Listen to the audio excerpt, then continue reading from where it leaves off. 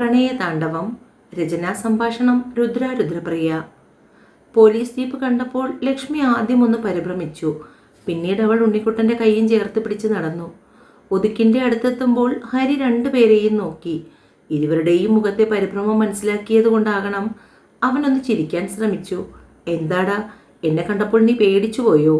ഉണ്ണിക്കുട്ടനെ അടുത്തേക്ക് ചേർത്ത് നിർത്തി അവൻ്റെ തോളിൽ തട്ടിക്കൊണ്ട് ഹരി ചോദിച്ചു. ഇല്ല സർ. ലക്ഷ്മിയുടെ മുഖത്തും പരിഭ്രമമുണ്ട്. പഴയ ലക്ഷ്മിയിൽ നിന്നും വളരെ ദൂരം അവൾ സഞ്ചരിച്ചിരിക്കുന്നുവെന്ന് അവളുടെ നോട്ടവും ഭാവവും കണ്ടാൽ തന്നെ മനസ്സിലാകും. ഇയാളെ പേടിക്കേണ്ട. കഴിഞ്ഞ ദിവസം ശ്രീധരൻ്റെ ഒപ്പം വന്ന ആൾക്കാരെ ലക്ഷ്മി കണ്ടിരുന്നോ? അവളുടെ ടെൻഷൻ മനസ്സിലാക്കിയതുപോലെ ഹരി ചോദിച്ചു. ഇല്ല സാർ, കൂടെ ജയിലിലുണ്ടായിരുന്ന ആരൊക്കെയോ വരുന്നുണ്ടെന്ന് പറഞ്ഞിരുന്നു. ഞാൻ ആ സമയം ഇവിടെ നിന്ന് ജയമാമിയുടെ വീട്ടിലേക്ക് പോയി. അതുകൊണ്ട് തന്നെ വന്ന ആൾക്കാരെ കണ്ടില്ല. പക്ഷേ മാമി പറയുന്നത് കേട്ടു, ഏതോ ആണുങ്ങൾക്കൊപ്പം ഒരു സ്ത്രീയും ഉണ്ടായിരുന്നെന്ന്. അച്ഛനുള്ളപ്പോൾ ഈ വീട്ടിൽ നിൽക്കാൻ തന്നെ എനിക്കിപ്പോൾ പേടിയാണ്. അതുകൊണ്ടാണ് ബാലേച്ചിയോട് പറഞ്ഞ് ഹോസ്റ്റലിൽ നിന്നും ഉണ്ണിക്കുട്ടനെ കൂടെ കൂട്ടിയത്.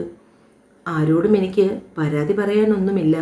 കാരണം ഇതിനെല്ലാം കാരണക്കാരി ഞാൻ മാത്രമാണ്. എന്തുണ്ടെങ്കിലും അനുഭവിക്കാൻ തയ്യാറായി തന്നെയാണ് ഞാൻ ജീവിക്കുന്നത്.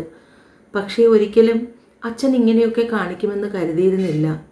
തെറ്റുകളെല്ലാം ബാലേച്ചിയുടേതാണെന്ന് പറയാനായിരുന്നു എനിക്ക് എപ്പോഴും ഇഷ്ടം. അതുകൊണ്ട് ഞാനിതൊക്കെ അർഹിക്കുന്നുണ്ട് സാർ. തൻ്റെ മുന്നിൽ നിൽക്കുന്നവൾ ഇപ്പോൾ പഴയ ലക്ഷ്മിയുടെ നിഴൽ രൂപം മാത്രമാണെന്ന് അവന് മനസ്സിലായി. സൂക്ഷിക്ക്, അച്ഛനാണെന്ന പരിഗണനയൊന്നും വേണ്ട. അതയാൾ അർഹിക്കുന്നില്ല ലക്ഷ്മി. ചെന്നായിയാണ്, മനുഷ്യജന്മം പൂണ്ട ചെന്നായ. അവനെ പേടിക്കണം. എന്തെങ്കിലും ഉണ്ടെങ്കിൽ എന്നെ വിളിക്കാൻ മടിക്കരുത് പറഞ്ഞുകൊണ്ട് ഹരി ജീപ്പുമായി അവിടെ നിന്നും പോയി. ഹരി പറഞ്ഞ കാര്യമൊക്കെ കേട്ടപ്പോൾ ഉണ്ണിക്കുട്ടന് ഭയമായി. അവൻ ലക്ഷ്മിയുടെ കയ്യിൽ അമർത്തിപ്പിടിച്ചു. മോൻ പേടിക്കണ്ട, അച്ഛൻ നിന്നെ ഒന്നും ചെയ്യില്ല, ഞാനില്ലേ കൂടെ. ഉണ്ണിക്കുട്ടനെ സമാധാനപ്പെടുത്തി വീട്ടിലേക്ക് കയറുമ്പോൾ അവരുടെ പിന്നാലെ ജയയും വന്നു. ഉണ്ണിക്കുട്ടാ, മോനെ. ജയയുടെ നീട്ടിയുള്ള വിളി കേട്ടപ്പോൾ ഉണ്ണിക്കുട്ടൻ തിരിഞ്ഞു നോക്കി. ജയാമ്മേ. അവൻ ഓടി വന്ന് അവരുടെ മാറിൽ പറ്റിച്ചേർന്നു. ജയയും അവനെ വാത്സല്യത്തോടെ കെട്ടിപ്പിടിച്ചു. അവരുടെ മാറിൽ മുഖമമർത്തി അവൻ ഏങ്ങിക്കരഞ്ഞു. ജയ്ക്കും സങ്കടം വന്നു. ജയാമ്മയുടെ മോൻ കരയാതെ. എനിക്ക് അമ്മയെ ഓർമ്മ വന്നു, ഉണ്ണിക്കുട്ടൻ പറഞ്ഞു. ആ പോലീസുകാരൻ വന്നത് നന്നായി. അയൽക്കാരൊക്കെ പറയുന്നു ഇന്നലെ ഓട്ടോറിക്ഷയിൽ വന്ന അവന്മാരെയും കൂടെയുള്ള അവളെയും പറ്റി. എന്നാലും ഈ ദുഷ്ടൻ്റെ സ്വഭാവത്തിന് ഒരു മാറ്റവുമില്ലല്ലോ. ഒരു കണക്കിന് നീ ചെയ്തത് നന്നായി. ഉണ്ണിക്കുട്ടൻ കൂടെയുള്ളത് നിനക്കും ഒരു മനസ്സമാധാനമാണ്. അയാളുടെ സ്വഭാവത്തിന് ഇവിടേക്ക് വരാൻ പോലും തോന്നില്ല. ഞാൻ അങ്ങോട്ട് കയറുന്നില്ല മക്കളെ, നിങ്ങൾ വീട്ടിലോട്ട് ചെല്ല്. അയാൾ വരുന്നതിന് മുമ്പ് കിടക്കാൻ നോക്കിക്കോ. പിന്നെ കിടക്കുന്നതിന് മുമ്പ് കഥ കടയ്ക്കാൻ മറക്കണ്ട. ജയാമ്മ പോകുന്നത് നോക്കി രണ്ടുപേരും കുറച്ചു നേരം നിന്നു. പിന്നെ അകത്തേക്ക് കയറിപ്പോയി. അന്നത്തെ ദിവസം ഭയന്നതുപോലെ ശ്രീധരൻ വന്നില്ല. രണ്ടുപേരും നേരത്തെ തന്നെ കിടക്കാനുള്ള തയ്യാറെടുപ്പിലുമായി. ഉച്ചയ്ക്ക് വരുമെന്ന് പറഞ്ഞതല്ലേ അമ്മ അച്ചുവേട്ടൻ, എന്നിട്ടൊന്ന് വിളിക്കുക പോലും ചെയ്തില്ലല്ലോ. മൊബൈലാണെങ്കിൽ സ്വിച്ച് ഓഫ്. എത്ര പരാതി പറഞ്ഞിട്ടും ബാലയ്ക്ക് മതിയാകുന്നുണ്ടായിരുന്നില്ല.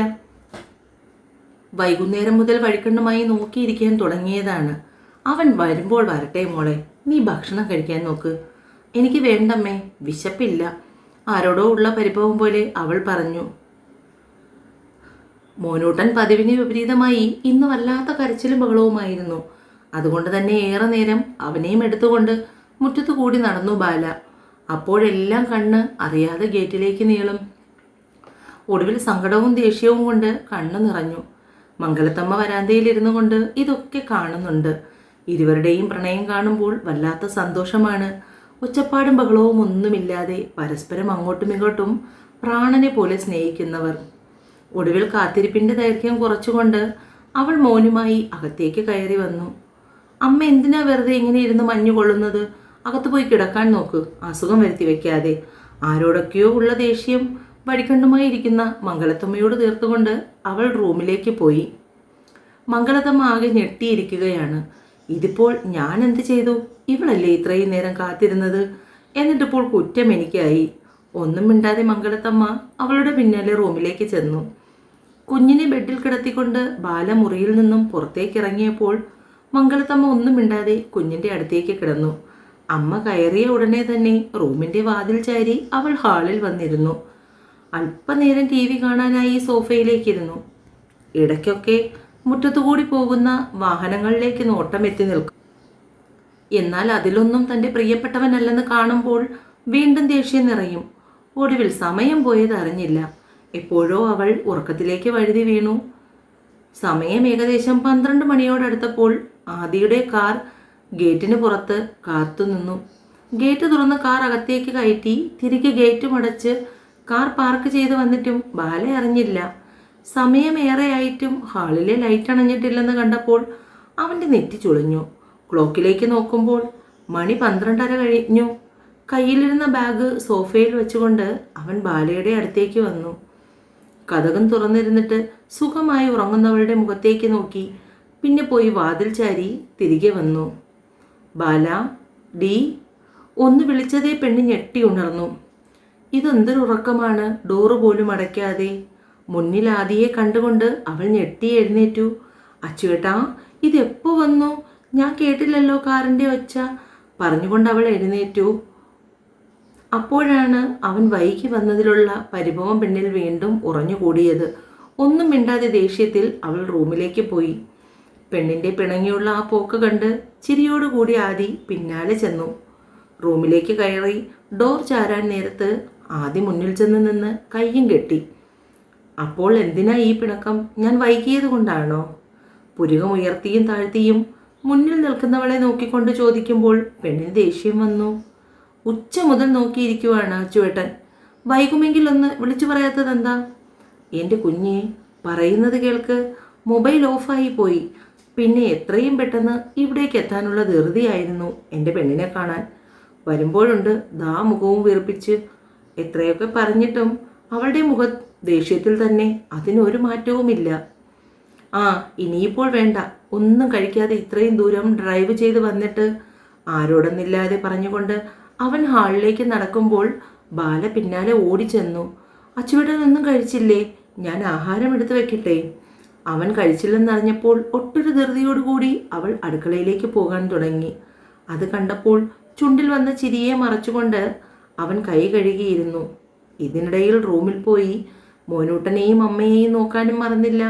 രണ്ടുപേരും സുഖ ഉറക്കമാണ്. ഡോറും ചാരി ഡൈനിങ്ങിൽ വന്നിരുന്നു.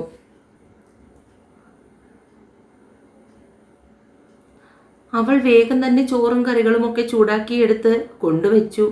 പാത്രത്തിലേക്ക് വിളമ്പി അടുത്തേക്കിരിക്കുമ്പോൾ ആദ്യ ഉരുള ഉരുട്ടി അവളുടെ വായിലേക്ക് വെച്ച് നീട്ടി. ചുണ്ടിൽ വന്ന് തട്ടി നിൽക്കുമ്പോൾ അവൾ അറിയാതെ വാ തുറന്നു കൊടുത്തു. ഒപ്പം തന്നെ കണ്ണുകളും നിറഞ്ഞു തൂവി. എനിക്കറിയില്ലേടി, നീ ആഹാരം പോലും കഴിക്കാതെയാണ് എന്നെ കാത്തിരിക്കുന്നതെന്ന് പറഞ്ഞുകൊണ്ട് അവൻ പിന്നെയും ഉരുള അവൾക്ക് നേരെ നീട്ടുമ്പോൾ അവൾ അപ്പോഴൊക്കെ വാഴ തുറന്നു കൊടുക്കുന്നുണ്ടായിരുന്നു. ഒടുവിൽ അവൾ കഴിച്ച പാത്രങ്ങളുമായി അടുക്കളയിലേക്ക് പോകുമ്പോൾ ആദിയും പിന്നാലെ ചെന്നു. അവൾ പാത്രങ്ങളൊക്കെ കഴുകി തീരുന്നത് വരെ അവൻ കയ്യും കെട്ടി അടുക്കളത്തിണ്ടയിൽ നിന്നു. പരസ്പരം ഊട്ടിക്കുകയും ചെയ്തെങ്കിലും പെണ്ണിൻ്റെ മുഖത്തിൻ്റെ കടുപ്പം മാറിയിട്ടില്ല. അടുക്കളയിലെ ലൈറ്റ് അണച്ച് പുറത്തേക്കിറങ്ങി ഡോർ ചാരുമ്പോൾ ഇത്ര നേരമായിട്ടും പിണക്കം മാറിയില്ലേടി നിന്റെ? ചോദിച്ചുകൊണ്ട് ഇരു കൈയാലും ആദ്യം അവളെ കോരിയെടുത്തു. ഒന്നും മിണ്ടാതെ അവൻ്റെ തോളിലൂടെ കൈചുറ്റി മുഖത്തേക്ക് നോക്കി കിടന്നവൾ അവളെയും കൊണ്ട് നേരെ താഴെയുള്ള അവളുടെ റൂമിലേക്ക് കയറി ബെഡിൽ കിടത്തി. ഡോറിനടുത്തേക്ക് നടന്നു പോകുന്നവനെ നോക്കി കിടക്കുമ്പോൾ അവൻ ലൈറ്റും അണച്ച് ഡോറും ചാരി അവളുടെ അടുത്തേക്ക് വന്ന് കിടന്നു. അവളുടെ വിയർപ്പ് ചിന്തിയ കഴുത്തിടുക്കിലേക്ക് ആദ്യം മുഖം ചേർത്ത് വെച്ചു. ഇപ്പോഴും തീർന്നില്ലേ മോളെ എന്നോടുള്ള നിന്റെ പിണക്കം? വയറിലൂടെ ചുറ്റിപ്പിടിച്ച് ചോദിക്കുമ്പോൾ അവനിൽ നിന്നും ആദ്യമായാണ് ഇങ്ങനെയുള്ള പ്രവൃത്തിയൊക്കെ. അത് ആസ്വദിച്ചു കൊണ്ട് തന്നെ പെണ്ണൊന്നും മിണ്ടാതെ കിടന്നു. സോറി, എന്നോടിങ്ങനെ പിണങ്ങിക്കിടക്കല്ലേടി. നിന്റെ അച്ചൂട്ടൻ പാവമല്ലേ? വല്ലാത്ത കൊഞ്ചലോടുകൂടി ആദ്യം ചോദിക്കുമ്പോൾ ആ കൊഞ്ചൽ ഇഷ്ടപ്പെട്ടതുപോലെ പെണ്ണവൻ്റെ കഴുത്ത് ബലമായി പിടിച്ചു മാറ്റി അവൻ്റെ നെഞ്ചിലേക്ക് മുഖം ചേർത്ത് വെച്ചു. പെണ്ണിനെ ഒന്ന് ചൊളിപ്പിക്കാൻ വേണ്ടി ചെയ്തതാണ്. പക്ഷേ ഇപ്പോൾ അവൾ മുറുകെ കെട്ടിപ്പിടിച്ചപ്പോൾ ശരീരം വല്ലാത്തൊരവസ്ഥയിലേക്ക് മാറി. ഞാൻ അത്രയും നല്ലവനല്ല ബാല. കാറ്റുപോലെ അവൻ്റെ സ്വരം അവളുടെ കാതുകളിൽ തഴുകിപ്പോയി. പറച്ചിലിനൊപ്പം തന്നെ അവൻ്റെ കൈകൾ അവളുടെ വയറിലൂടെ ഇഴഞ്ഞു. ബാലയ്ക്ക് ശ്വാസം വിളങ്ങുന്നത് പോലെ തോന്നി. അവൾ വയറുള്ളിലേക്ക് അമർത്തിപ്പിടിച്ചു. എന്നാൽ ആദിയിൽ കുറുമ്പായിരുന്നു. അവൻ്റെ വിരലുകൾ അവളുടെ അണിവയറിലും പൊക്കിച്ചുഴിയിലും തലോടി മാറി. ഇനിയും അവൻ്റെ വിരലുകളുടെ ചലനത്തെ തടയാതിരിക്കാനാവില്ലെന്ന് ബോധ്യമായവൾ അവൻ്റെ കയ്യിൽ അമർത്തിപ്പിടിച്ചു. അച്ചുവേട്ടാ. അപ്പോഴേക്കും ഒറ്റ മറിച്ചിലിന് അവൻ അവളുടെ പുറത്തേക്ക് ചാഞ്ഞു. പേടിച്ചു പോയോ പെണ്ണേ? വരാമെന്ന് പറഞ്ഞ സമയമായിട്ടും കാണാതായപ്പോൾ ഭയന്നു പോയി അച്ചുവേട്ടാ. ഇനി ഇങ്ങനെ വൈകുമെങ്കിൽ വിളിച്ചു പറയണേ. സോറി മോളെ, ഇനി ഇങ്ങനെ ഉണ്ടാവില്ല. ഉറങ്ങിക്കോ. എനിക്കും വല്ലാത്ത ക്ഷീണം.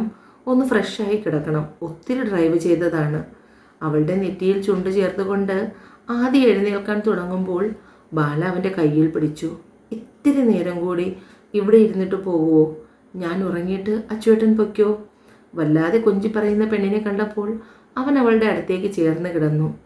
ഭയമോ പേടിയോ പരിഭ്രമമോ ഇല്ലാതെ ഇപ്പോൾ കുറച്ചു നാളായി ബാല ആദിയോട് വല്ലാതെ അടുത്തിടപഴകുന്നുണ്ട്. അവളെ ചേർത്ത് പിടിച്ച് നെറുകയിൽ ചുണ്ടു ചേർത്ത് തോളിൽ പതിയെ തട്ടി ആദി. വല്ലാത്ത സുരക്ഷിതത്വത്തിൽ ബാല അവനെ ചേർന്ന് കിടന്ന് ഉറങ്ങിപ്പോയി. ഇടയ്ക്കെപ്പോഴോ ആദി ക്ഷീണം കാരണം ഉറങ്ങിപ്പോയി. വെളുപ്പിനെപ്പോഴോ ആദി ഉണർന്നു. പെട്ടെന്ന് കണ്ണു തുറന്നു നോക്കുമ്പോഴാണ് താൻ എവിടെയാണ് കിടക്കുന്നതെന്ന ബോധമുണ്ടായത്. അടുത്ത് കിടക്കുന്നവൾ അവൻ്റെ നെഞ്ചിൽ പറ്റി ചേർന്നുറങ്ങുകയാണ്. അകന്നു മാറിപ്പോകാൻ തോന്നിയില്ല. പക്ഷേ അമ്മ എഴുന്നേറ്റ് കണ്ടാൽ മോശമാണ്. അതുകൊണ്ട് തന്നെ അവളെ അടർത്തി മാറ്റി കിടത്തി. ബെഡ്ഷീറ്റ് കൊണ്ട് പുതപ്പിച്ചു. ഇരു കവിളിലും അമർത്തി ഉമ്മ വെച്ച് അവൻ റൂമിൽ നിന്നും പുറത്തേക്കിറങ്ങി മുറിയിലേക്ക് പോയി. ബെഡിലേക്ക് വീഴുമ്പോൾ ശരീരം മുഴുവനും അവളുടെ മണമായിരുന്നു. തൻ്റെ പ്രിയപ്പെട്ടവളുടെ ഗന്ധം. തലയിണയിൽ അമർത്തിപ്പിടിച്ച് മുഖം അമർത്തി അവൻ ഉറക്കത്തെ കൂട്ടുവിളിച്ചു. തുടരും. എന്നെ വായിക്കുകയും കേൾക്കുകയും ചെയ്യുന്നവർ ചാനൽ സബ്സ്ക്രൈബ് ചെയ്യാൻ മറക്കല്ലേ കൂട്ടുകാരെ. വേൾഡ് ഓഫ് രുദ്ര രുദ്രപ്രിയ അതുകൂടി സബ്സ്ക്രൈബ് ചെയ്യണേ.